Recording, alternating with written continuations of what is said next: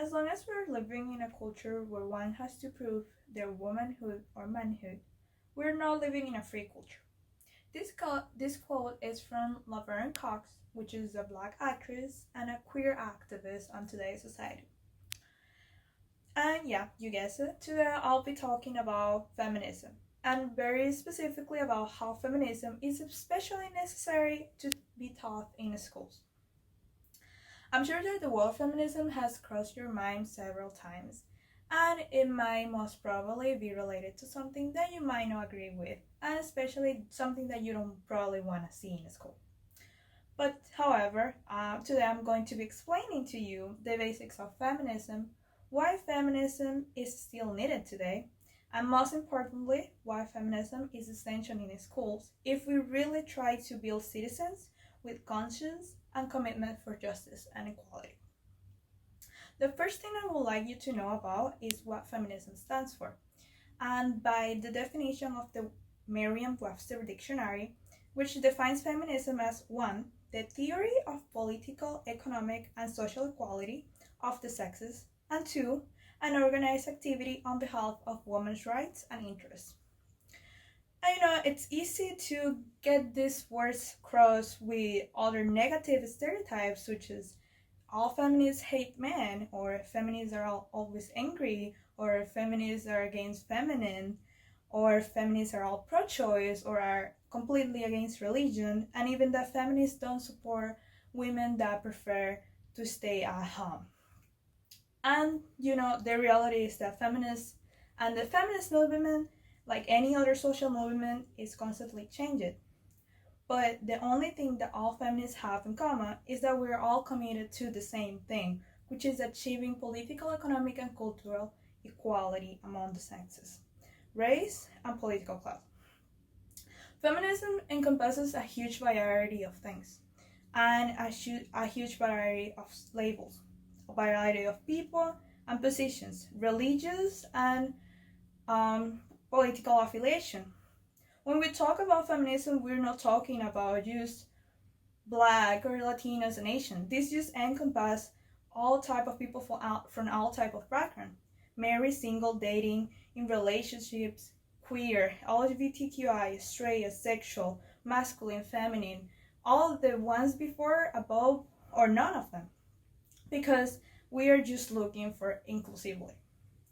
Now that you have a clear understanding of what feminism actually stands for and represents in today's society, let's talk about why feminism should be necessary in today's society, and especially in school. Well, despite many undeniable successes, we need to make sure to understand that, yeah, in the past, feminists did a lot for the movement and for women in general, and to the achievements that we enjoy today, such as the right to education and to vote. But we also have to understand that yet numerous issues still relate and exist in all areas of life, ranging from cultural to political to economic, that still affects women directly. For example, a report from Human Rights Watch describes how women's rights have not been observed in some countries as much as expected. Because even when these countries have ratified several treaties that try to encompass and ratify the rights for women, and these are just going against what they are trying to put in practice, because they're not changing their policies for the slightest or even at all, which just undermine the rights for women. In some patriarchal societies, religion or tradition can be used as a barrier for equal rights. An example of this is reported in Bangladesh, where the government tried to hide behind laws to deny women's equal rights. And even in Pakistan, when honor killings directed at women have been carried for several years for the slightest reasons. As Amnesty International also pointed out, today, 40 years after the adoption of the Convention of the Elimination of All Forms of Discrimination Against Women, we can see that still social exclusion, honor killings, female genitalia mutilation, trafficking, restricted mobility, and others, early marriage among others, are the things that women still suffer. So if we look at it, we can say completely sure that women still have a lot to encompass in this society. And we can say, as the director of the General World Health Organization once said, we will not see sustainable progress unless we fix failures in the health system and society, so that girls and women can enjoy equal access to health information and service education from all political positions as well. That being said, and now that we understand why feminism has a long list of problems to address, I will explain why feminism should be taught in school and should be a requirement. First of all, the concept of feminism itself stands for an historic and values-based topic, which can easily fit a requirement to be considered a class.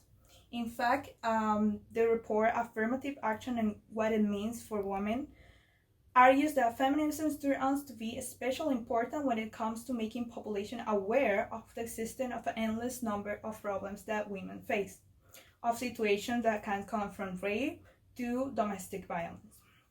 In addition, we can say that several sources argue that feminism improved the learning process for everyone.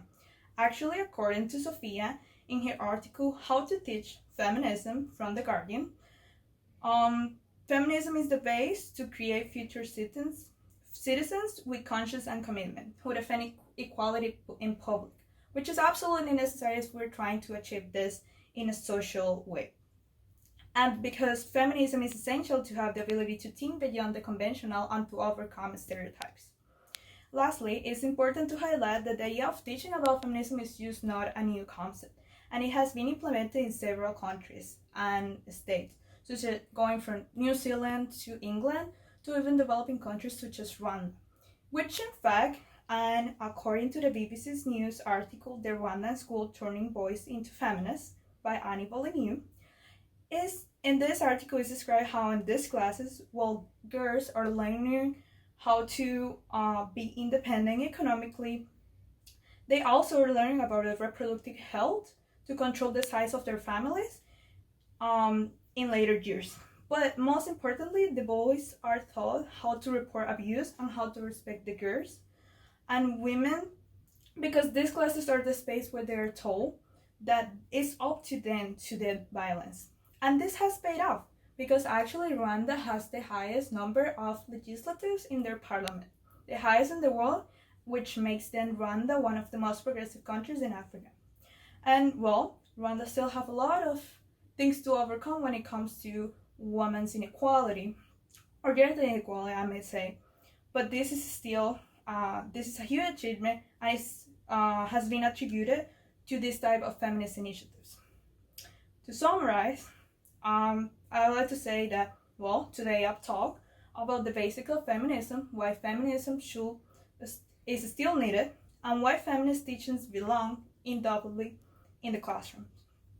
As you all can see, feminism is the basis to building a good society in which we look forward for equal rights. Therefore, if we think that an ideology like this doesn't belong to the classrooms and shouldn't be integrated to the basic teachings in any learning institution, then we should ask ourselves, what should be the things that we should be getting at school? Thank you.